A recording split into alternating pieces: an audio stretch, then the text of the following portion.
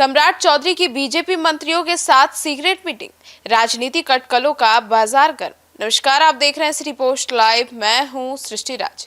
Bihar cabinet की बैठक समाप्त होने के बाद मुख्यमंत्री सम्राट चौधरी ने बीजेपी कोटे के सभी मंत्रियों के साथ मुख्यमंत्री आवास पर बैठक की है और इसे सीएम सम्राट की बीजेपी मंत्रियों के साथ सीक्रेट मीटिंग बताया जा रहा है।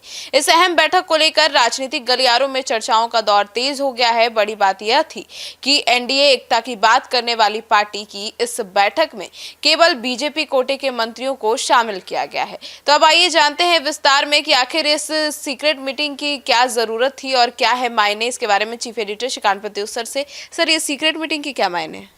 देखिए, बैठक में मुख्यमंत्री सम्राट चौधरी ने मंत्रियों के विभागों के कामकाज की समीक्षा की है, ऐसा बताया जा रहा है।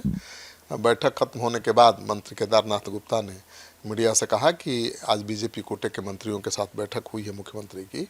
आगे आने वाले समय में भी सभी मंत्रियों के साथ बैठक की जाएगी और उनके विभागों की समीक्षा की जाएगी।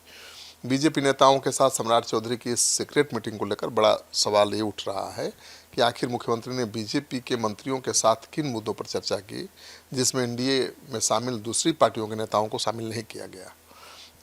सवाल ये भी है कि क्या यह बैठक सरकार के कामकाज, संगठनात्मक रणनीति, आगामी चुनावी तैयारियों या अन्य महत्वपूर्ण राजनीतिक विषय को लेकर है।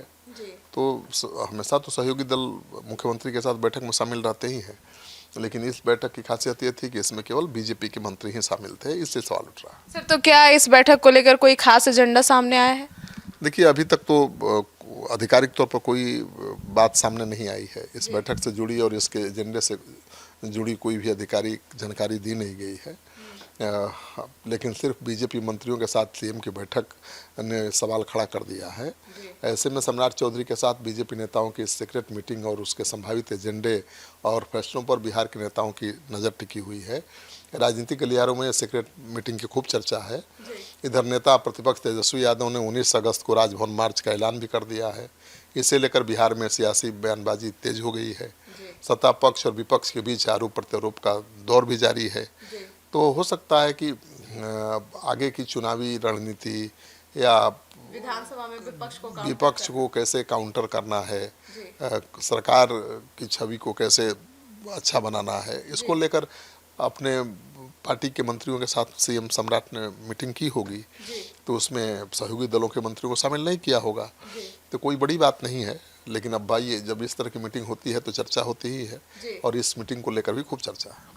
तो सुना आपने, तो देश की राजधानी दिल्ली में हुए जो स्टूडेंट्स के प्रदर्शन है, उसके बाद पूरे देश की राजनीति बदली हुई नजर आ रही है। अयोध्या में चंदा चोरी के मुद्दे से लेकर जंतर मंतर में स्टूडेंट पर पैलेट गन चलाया और बिहार में छात्रों के प्रदर्शन में AK-47 के इस्तेमाल पर विपक्षी पार्टियां और नेता सरकार से सवाल पूछ रहे हैं। अब इस बीच राजनीतिक गलियारों से तमाम तरह की खबरें निकल कर आ रही है और सीक्रेट मीटिंग में भी बहुत कुछ हो सकता है।